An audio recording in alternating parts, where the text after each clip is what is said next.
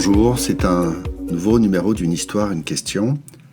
Je suis Laurent Kivogne et mon mantra c'est oser le conflit, éviter la violence.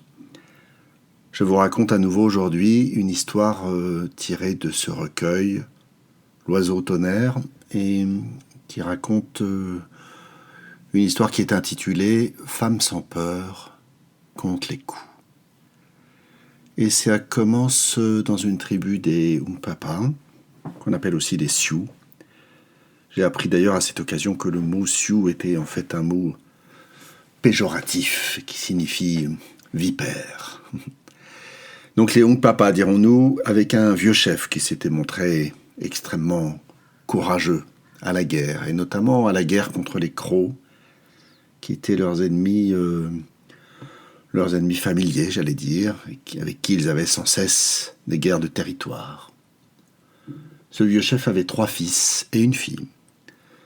Les 3 fils avaient tenté de se montrer aussi valeureux que leur père, mais malheureusement pour eux, c'était chose difficile et ils avaient péri.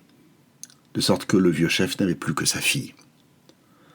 Et lorsque les Crocs, à nouveau, attaquèrent le territoire des Hunkpapa, alors cette jeune femme, qui était surnommée Femme sans peur, ainsi qu'on comprendra bientôt, cette jeune femme alla voir son père et lui dit qu'elle allait aller avec ses compagnons pour tenter de repousser les Crocs.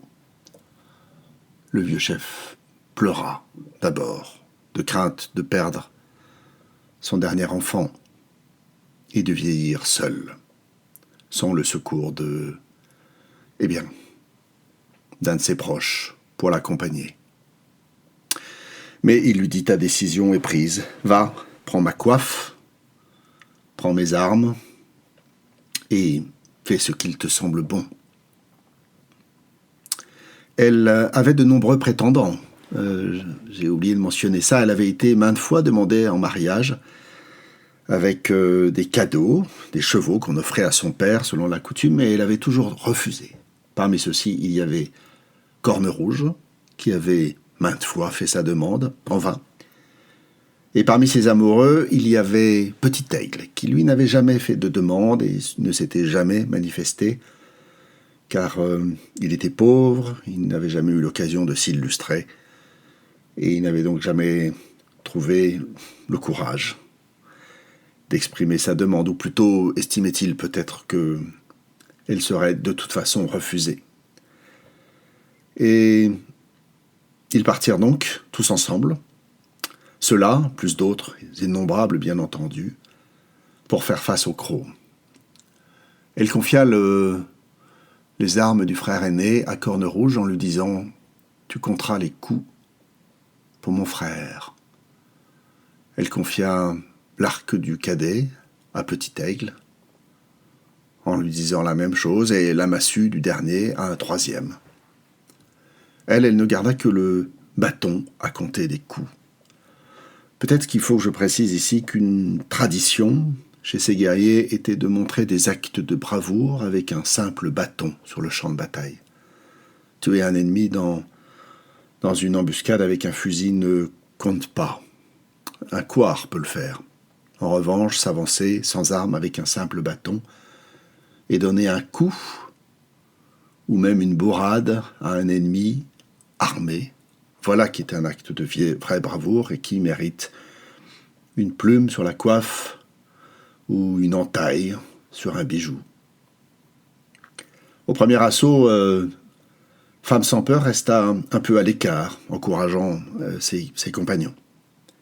Puis quand les Hunkpapa durent reculer devant l'afflux massif des Crocs, alors elle se jeta dans la bataille.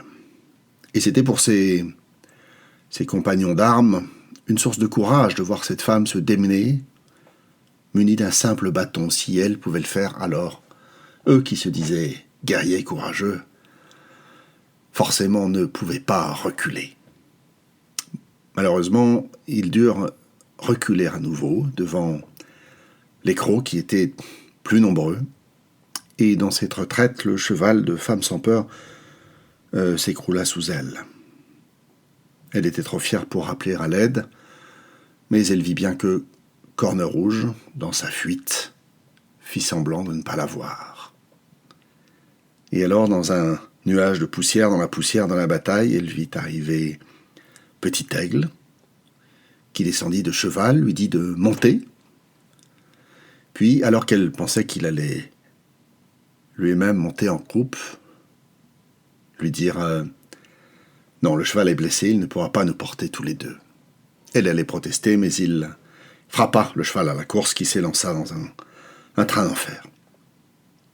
Puis, toute la troupe repartit à l'assaut, et cette fois-ci, finirent par vaincre les crocs. C'était une belle victoire, mais de nombreux guerriers, de nombreux braves étaient tombés. C'était une victoire douloureuse, et en particulier Petit Aigle, qui n'avait pas survécu à la contre-attaque des crocs. Alors on éleva un mausolée, un bûcher. On tua son cheval, car il allait en avoir besoin dans l'autre monde, et on lui rendit les honneurs. On brisa l'arc de Corne Rouge, dont la lâcheté avait été confirmée. On lui retira ses plumes. Et Femme sans peur se fit des entailles aux bras, aux jambes, pour la perte de Petit Aigle, qu'elle décida de considérer, bien qu'il n'ait jamais déclaré son amour, ni qu'il ne se soit jamais approché l'un de l'autre, qu'elle décida de considérer comme son mari. Je suis sa veuve, dit-elle. Et elle le dit jusqu'à la fin, car elle mourut de vieillesse, mais ses actions héroïques l'avaient rendue célèbre à jamais. Voilà, c'est la fin de cette histoire.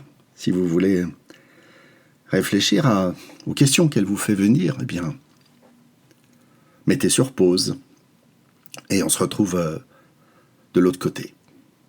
Quant à moi, en réfléchissant à cette situation, j'ai d'abord été saisi par ce caractère étrange, ces coutumes étranges, cette façon de compter les coups, cette autre façon de regarder le monde, que je peux comprendre intellectuellement, je peux entendre le récit, je peux en comprendre les mots, mais je peine à m'imaginer vraiment comment c'était de vivre parmi ceux-là. Cette façon de considérer la guerre, cette façon de considérer le courage, cette façon de se sacrifier, ça fait suite à ma dernière lettre. Et ce dont j'avais envie de parler aujourd'hui, ou la question que j'avais envie d'évoquer, c'est cela, le regard sur l'autre et sur l'étranger. J'ai eu récemment l'occasion, comme je vais le raconter dans ma lettre, d'être confronté à l'un de ces problèmes culturels et ça m'a fait sentir combien je suis content de ne pas prétendre savoir quoi que ce soit quand j'accompagne des gens. Combien je suis content d'être à leur côté, autant qu'il puisse, il me soit possible de l'être, sans prétendre leur dire où ils doivent aller.